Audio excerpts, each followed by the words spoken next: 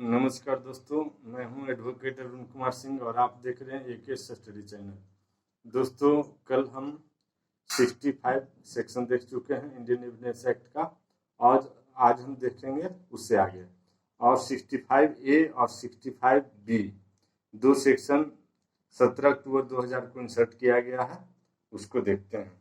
65A में कहता है special provision as to evidence relating to electronic record. तो उसका स्पेशल प्रोविजन क्या है? सिर्फ जस्ट ए बेयर बताता है। The content of electronic record may be prove according to the provision of section 65B। बोलता है 65B के अनुसार कंटेंट ऑफ इलेक्ट्रॉनिक रिकॉर्ड, जो मान लीजिए ऑडियो वीडियो क्लिप है, रिकॉर्डिंग है, उसको प्रूव किया जाएगा। तो 65B में बताता है admissibility of electronic records. Electronic record को ओरिजिनल मान करके और उसके आधार पर कोई भी कन्विक्शन किया जा सकता है और उसका दूसरा साक्ष्य देने की जरूरत नहीं है। कब? तो 65B में कहता है ABCD 4 पॉइंट है। पहला पॉइंट है कि कंप्यूटर आउटपुट जो है containing the information was produced by the computer. जैसे कोई भी आप वीडियो बनाए तो जिस कंप्यूटर से, जिस टैबलेट से, जिस मोबाइल से वीडियो बनाए वो मोबाइल प्रोड्यूस कीजिए। और कहता है उसमें कि during the period over which the computer was used regularly to store और process information for the purpose of activity regularly carried on over it. अब ऐसा नहीं कि सिर्फ एक दिन के लिए रिकॉर्डिंग इसमें होगा, बाकी कभी ना रिकॉर्डिंग हुआ था ना आगे कभी रिकॉर्डिंग होगा।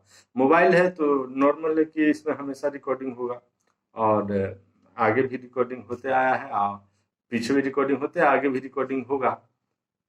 तो ये रेगुलर इसमें रिकॉर्डिंग होता है, इसमें कोई डाउट नहीं होना चाहिए या ऐसा होना चाहिए। दूसरा पॉइंट कहता है information so content is derived was regularly fade into the computer. मतलब ऐसा रिकॉर्डिंग रेगुलरली फेड होता है कंप्यूटर में। आज भी हम रिकॉर्डिंग कर लिए। सी पॉइंट कहता है कि computer was operating properly. Computer जो है प्रॉपर्ली ऑपरेट कर रहा हो, माल फंक्शन ना कर रहा हो, जिससे कि ऐसा नहीं कि वीडियो ठीक से रिकॉर्ड ना हो, होना कुछ और रिकॉर्डिंग हो गया कुछ और।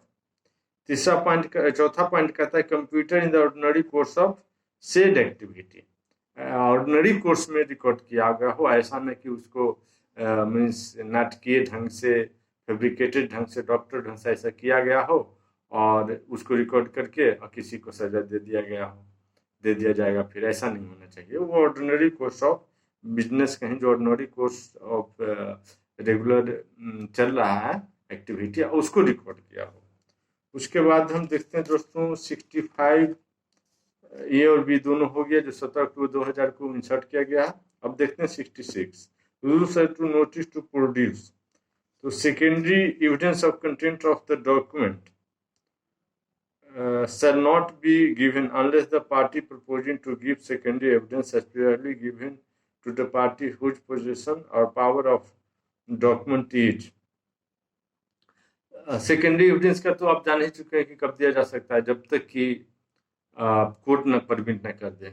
मीन्स अपोजिट पार्टी के कंट्रोल में हो, डिस्ट्रॉय हो गया हो, अनरिजनेबल टाइम लेगा, अनरिजनेबल एक्सपेंडिचर लेगा, बहुत सारा बल्कि हो, न्यूमरस अकाउंट्स हो, तो उस दशा में ही सेकेंडरी एविडेंस दे सकते हैं और उसको देने के लिए कोर्ट नोटिस देगा। उसमें बोला गया है सेक्शन 66 में।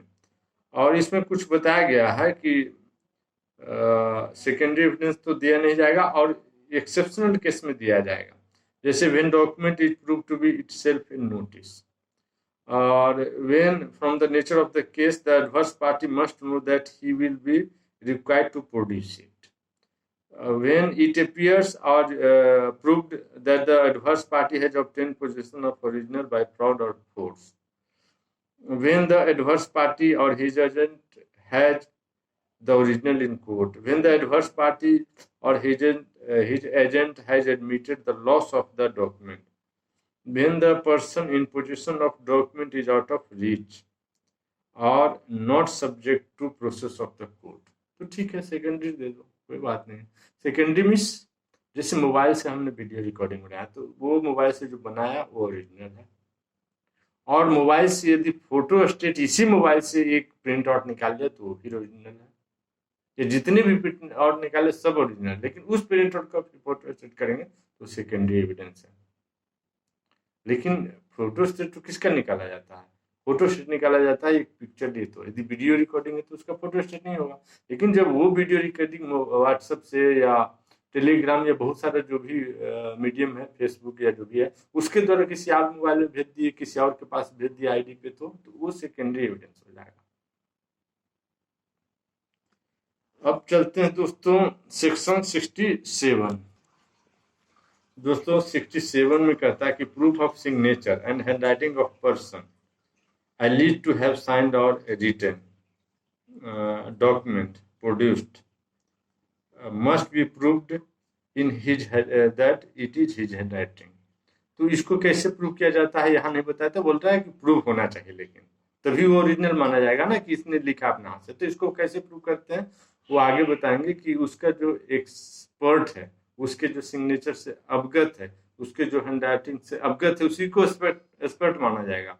और वो एक्सपर्ट के रूप में उसको पहचान करेगी, हाँ सर इसका सिग्नेचर यही है। ये जज भी दोनों सिग्नेचर है पहले से इसके किताब कॉपी जो लिखा है उसको लाओ, और अभी लिखा है इसको, दोनों को मैच करेगा, जज खुद बोल सकता है कि यस ये तो इसी का हैंडराइटिंग में है। सॉरी। उसके बाद चलते हैं 67A।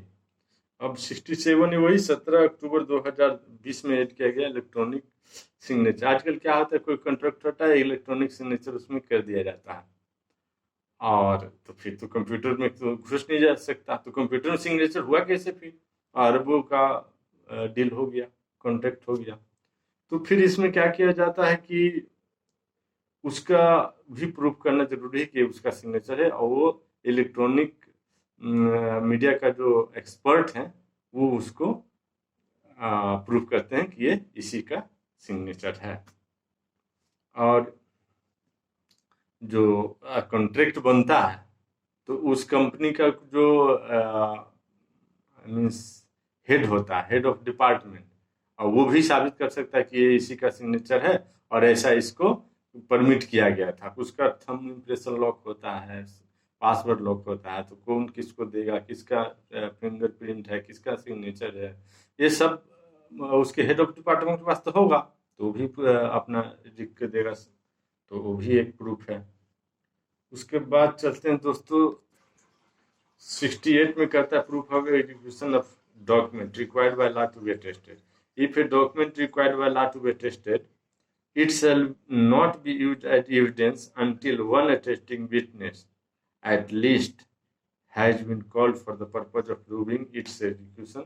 कि हाँ आप अटेस्टिंग विटनेस पे आप ही साइन के हो, आपके सामने ये एक कॉन्ट्रैक्ट एग्रीमेंट डीड है जो बनाया गया है। तो if there be no attesting witness alive and subject to the process of the court and capable of giving evidence, provided that it shall not be necessary to call there shall be sorry, इसमें कहता है कि यदि ये live नहीं है, तो यदि किसी चीज के लिए दो टेस्टिंग विटनेस चाहिए, यदि एक लाइव नहीं है तो दूसरा तो होगा, तब भी चलेगा। और इसमें तीन बातें हैं, एक तो कि दो टेस्टिंग विटनेस दोनों चाहिए, और दोनों में से एक जीवित नहीं है तो एक चलेगा। और नेक्स्ट बात कहता है कि यदि विल नहीं है तो बाकी में रजिस्टर्ड हो जाता है कोर्ट में।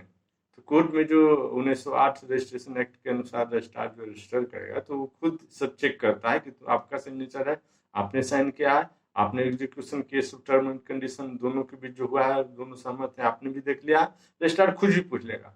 तो कोई भी टेस्टिंग विटनेस की जरूरत नहीं, दो में से दोनों की जरूरत नहीं है। लेकिन यदि विल है, वसीयत है, वसीयत में क्या होता है, सारे प्रॉपर्टी मेरा है, मेरे गुजरने के बाद किसी और व्यक्ति का हो जाएगा, तो ये बहुत सेंसिटिव नेचर का है। तो इसलिए इसका रजिस्टर्ड है तब भी, रजिस्टर्ड विल है तब भी अटेस्टिंग विटनेस से टेस्टिमनी की जरूरत है, एविडेंस की जरूरत है। यही तीन बात करता है।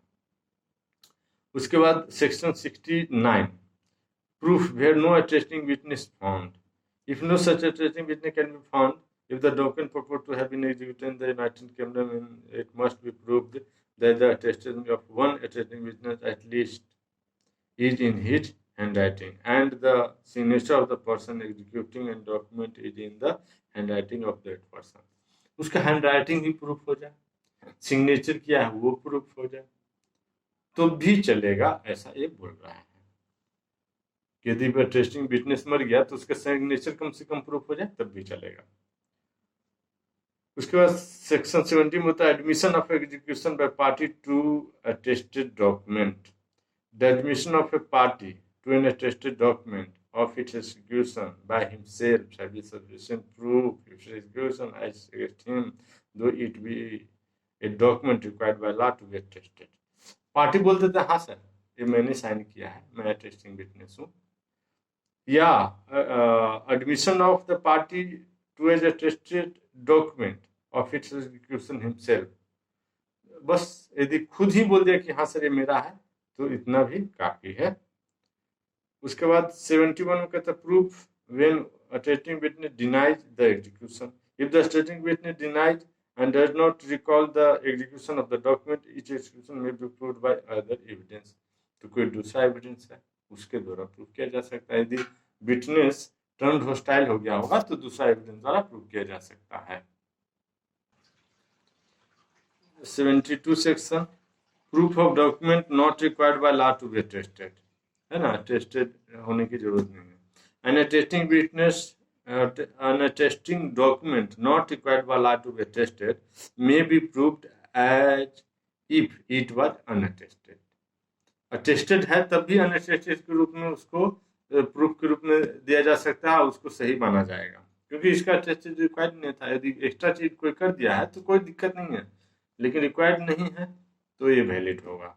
अनअटेस्टेड रहना चाहिए, अटेस्टेड कोई कर दिया तब भी ये वैलिड होगा। यहाँ 72 में ये कहता है। 73 में कहता है comparison of signature writing seal with other admitted और प्रूव्ड। जैसे कोई बोल रहा है कि ये इसका सिग्नेचर नहीं है, इसका राइटिंग नहीं है, इसका सील नहीं है, अब कोई दूसरे केस में दूसरे मामले में इसका सिग्नेचर हैंड राइटिंग या सील एडमिट हो गया कि इसका है, तो यदि उससे मैच कर जाता है तो माना जाएगा कि ये वेरीफाइड है, अप्रूव्ड है। उसके बाद कहता है 73A proof as to verification of digital signature. in order to ascertain whether digital signature of that person by whom it purport to have been affixed court may direct that the person or the controller or the certifying authority to produce the digital signature certificate। जो certify authority करता है, जैसे मान लीजिए कि circle अफसर है और सर्किल अफसर के नीचे होता है सीआई, सीआई के नीचे होता है कर्मचारी, तो कर्मचारी साइन किया, उसके बाद सर्किल अफसर साइन किया, उसके सीआई सर्किल अफसर साइन किया, उसके बाद सर्किल इंस्पेक्टर, सॉरी सीआई मतलब सर्किल इंस्पेक्टर साइन किया। हायरार्की में पहले कर्मचारी, उसके ऊपर सर्किल इंस्पेक्टर, उसके बाद सर्किल ऑफिसर। तो सर्किल ऑफिसर दोनों के सिग्नेचर को वेरीफाई करके सर्टिफिकेट दे सकता है कि सर ये दोनों का ही सिग्नेचर है। सर्किल इंस्पेक्टर कर्मचारी का सर्टिफिकेट दे सकता है, लेकिन सर्किल अफसर का यदि ऊपर के सिग्नेचर नहीं तो उसका कोई नहीं फिर देगा। और सर्किल अफसर के ऊपर भी किसी का सिग्नेचर है तो डीएम का है तो डीएम फिर देगा, कलेक्टर देगा कि सर ये तो इसका सिग्नेचर है सर्किल अफसर का। ये यहाँ कह रहा है इससे that the person controller or certifying authority to produce the digital signature certificate, जो उसके कंट्रोलर है वो डिजिटल सिग्नेचर का सर्टिफिकेट देगा। बी में कहता है any other person to apply the public key listed in the digital signature certificate and verify the digital signature purported to have been affixed by that person। अब वो की क्या होता है, पासवर्ड होता है। कहते हैं एनी अदर पर्सन जो पासवर्ड अप्लाई करता है, पासवर्ड देता है उसको listed in the digital signature करने के लिए पासवर्ड है, तो कौन देता है, कोई सेट करता है। कौन सेट करता है, बंगलोर का कंपनी सॉफ्टवेयर का कंपनी सेट करता है। तो वो यदि सर्टिफिकेट भी वो बता देगा कि सर ये सिग्नेचर मैडम का है तो भी ये चलेगा। कहता है for the purpose of this section controller means the controller appointed under subsection 117 of information technology, वही कंट्रोल जिसके अंदर हम काम करता है। और 74 कहता है पब्लिक डॉक्यूमेंट, तो पब्लिक डॉक्यूमेंट फॉलोइंग है क्या क्या भाई, तो public following acts records of the act लेकिन वो गवर्नमेंट के पास रखा हुआ है। ऐसे नहीं कि उसका कॉपी है, एक्ट है कोई जो सारे आप लॉ बुक में है तो वो भी पब्लिक डॉक्यूमेंट है, तो ऐसा नहीं है। ऑफ सोवरिन ऑथोरिटी, जो सोवरिन ऑथोरिटी का कुछ है गवर्नमेंट के पास है। Official bodies and tribunal, official body या ट्रिब्यूनल के पास हो। पब्लिक ऑफिसर के पास है, लेजिस्लेटिव के पास हो, जुडिशियरी जज के पास हो, कोर्ट में कोई रखा हुआ है, एग्जीक्यूटिव के पास हो, मतलब डीएम वगैरह में स्टेट एसडीएम के पास रखा हुआ, एनी पार्ट ऑफ इंडिया और Commonwealth of a foreign country, कोई कॉमनवेल्थ के फॉरेन कंट्री के पास हो और उसका डॉक्यूमेंट इंडिया के पास हो, है ना। उसके बाद public records kept in any state और प्राइवेट डॉक्यूमेंट, है ना, in any state of private document. यदि पब्लिक ऑफिस में रखा हो, ऑफिस के कंट्रोल में हो, सरकार के कंट्रोल में हो, कोई प्राइवेट डॉक्यूमेंट है उसको सीज करके वहां रखा गया किसी पर्पज से, तो भी वो पब्लिक डॉक्यूमेंट का। पब्लिक डॉक्यूमेंट मतलब सरकार का document. Plaint is not a public document. It can be admitted into evidence marked as exhibit without proving content thereof. Shrimati Vijayanti Nanda versus Jagannath Mahaprabhu case में बोला है, इसने उड़ीसा हाई कोर्ट ने 2014 में। फिर कहा certificate copy of annual return filed by company is a public document, वो public document है। Shrimati Anita Malhotra versus apparel export promotion council में 2012 में सुप्रीम कोर्ट ने बोला है। The certified copy of Hindu marriage register is a public document. VD Grihalakshmi versus T Prasant 2012 में Madras high court ने बोला है। अब दूसरा होता है प्राइवेट डॉक्यूमेंट क्या है, तो all other documents are private document. जो सरकारी डॉक्यूमेंट नहीं है, पब्लिक डॉक्यूमेंट नहीं है, गवर्नमेंट डॉक्यूमेंट नहीं है, वो प्राइवेट डॉक्यूमेंट है। उसके बाद देखते हैं दोस्तों सेक्शन 76 में कहता है दोस्तों certified copy of public document. तो every public officer having the custody of public document which any person has right to inspect shall give that person on demand a copy of it on payment of the legal fee thereof, together with a certificate written at the foot of such copy that it is a true copy of such document. जो इसका custody में रहेगा, मतलब officer in charge उसको sign करके देगा, certified copy ये कर रहा। उसके बाद section 77 proof of document by production of certified copy. Such certified copy may be produced in proof of the content of public document as part of the public document और which this purport to be copied.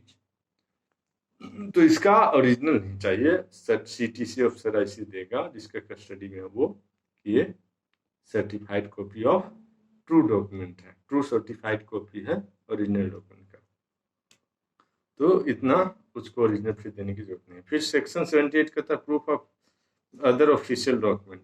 Following public document may be proved as act, order, notification central government in any of the department, crown representative और any state government. उसके बाद proceeding of the legislature. उसके बाद तीसरा में कहता है proclamation, order, regulation issue by his majesty, act of the executive, proceeding of a municipal body। उसके बाद कहता है public document of any other class in foreign country but may be in control of India. नहीं तो foreign से country के document से हमको क्या मतलब है। तो ये सब जो है proof of other official document, तो उसी का ऑफिशियल डॉक्यूमेंट है, पब्लिक डॉक्यूमेंट है। इसको कैसे होगा, बस सेम जिसके कंट्रोल में है, जिसके कस्टडी में है, वो उसको ट्रू सर्टिफाइड कॉपी अपने नीचे साइन करके देगा। Presumption to genuineness certified copy. The court shall presume to be a genuine every document purporting to be a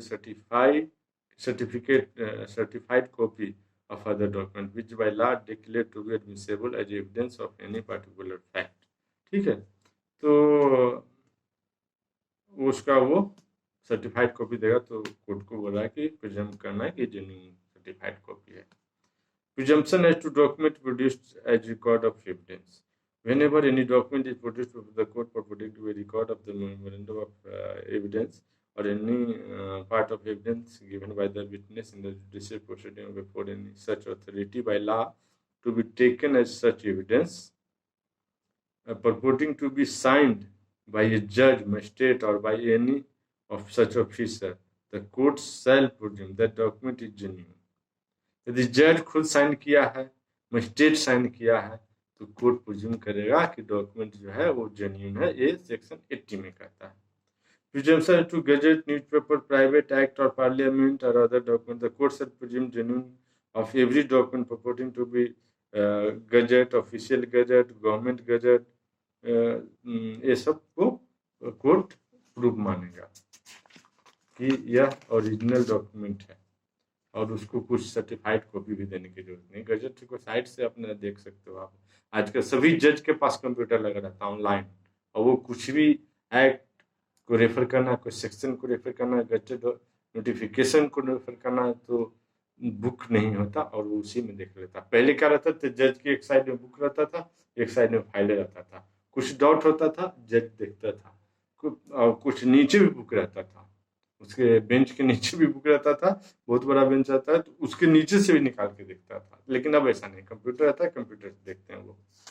और सेक्शन 81 कहता है presumption as to gazette in electronic form, the court shall presume the genuine of every electronic record purporting to be official gazette. ठीक है।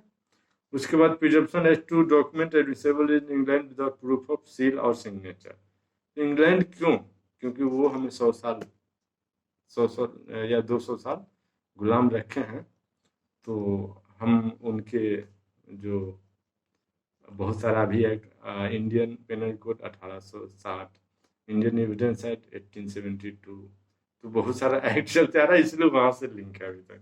Presumption to map plan made by authority of government, the shall presume that map plan purporting to be made by the authority of the central government or any state government were to be made and are accurate, but map plan made by purporting to any cause must be proved to be accuracy। Government के अलावा किसी ने map plan बनाया है तो वह उसको prove करना होगा, उसके कंटेंट को, उसके डॉक्यूमेंट को। 84 देखते हैं दोस्तों। The court shall presume the genuineness of every book purporting to be printed, published under the authority of government of the country, any state government, central government को भी चलेगा, और every book purporting to be contain reporting of decision of the court of such country, तो उसको क्या court presume करेगा? shall presume genuine। ठीक है। उसके presumption to power of attorney, the court shall presume that every document purporting to be a power of attorney to have been executed before the authenticated by a notary